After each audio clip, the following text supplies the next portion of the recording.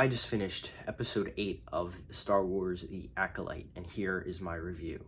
Another terrible entry into the Star Wars universe. I'm giving this episode a 1 out of 10. It was that bad. The only good thing about it was Plagueis, and I hate that he was in it because it does break canon.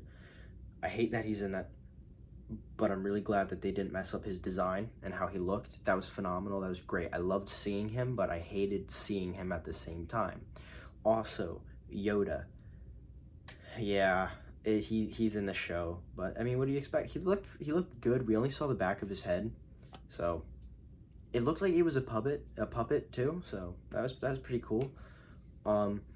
This episode, it really just wasn't it. The fighting really wasn't that good. The CGI was all right. I mean, it's something that you'd see from like 2010, but it is what it is. Apparently they didn't have enough budget, even though they had $180 million for this, which is ridiculous. They should not have that much for this shitty show. So this episode, we did find out that Kymir was a Jedi.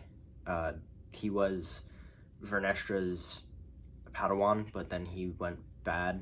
I'm really hoping they don't pull a twist and reveal that Kymir is actually a younger Palpatine. I think that would be incredibly stupid. I could see them doing it, though. They definitely would do that. It's just, like, Kymir's my favorite character overall from the show, but this episode, like, he really just wasn't it at all. He was, like, Plagueis had, like, 2 seconds of screen time, and he's the second best character of the show now. For me, at least. He was the best this episode. Like, top 3 characters, Kymir number 1, Plagueis at 2, and Soul at 3. There's really no standouts here. I mean, you could say Jeki is at 4, and then who would I put at 5? Probably Torben, to be honest with you. There's just not a lot of good characters. You don't get enough connection, and at the end of this episode, they had a scene that was really supposed to be emotional, but it just wasn't. Like, you couldn't feel it. Like, the characters were crying. It just wasn't. And then they also killed Soul this episode. Like, yeah, they had to do it, but his death was just bad. And then Osha, it was Osha. Osha killed him. Like, so she was good, and now she's bad. And then May's bad, but now good. And then Kymir went a little good this episode, but he's still bad. And, like, I didn't understand it. By the end of the episode, I couldn't understand who was bad and who was good anymore.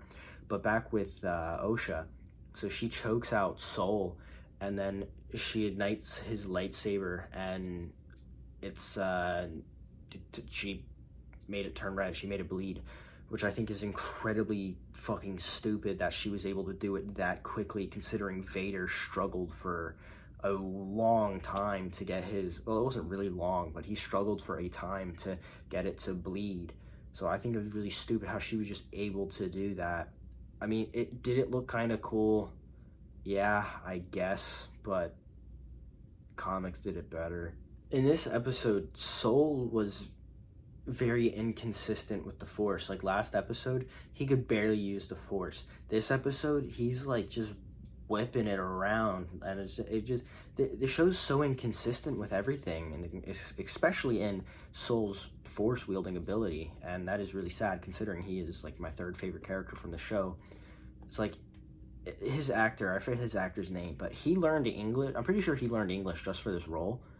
And, like, he put all this work into it, and it didn't pay off. Same with the actor for Kymir. Like, he really likes this role. From the behind the scenes of what we've seen, he said that he's liked the role a lot, and says that he doesn't know if he'll be able to outdo it, which is really sad because he's amazing in the show, but it's like a piece of gold that's covered in dog shit.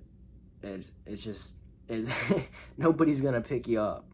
So yeah, this episode's getting a 1 out of 10, and I will see all of you in my season 1 review.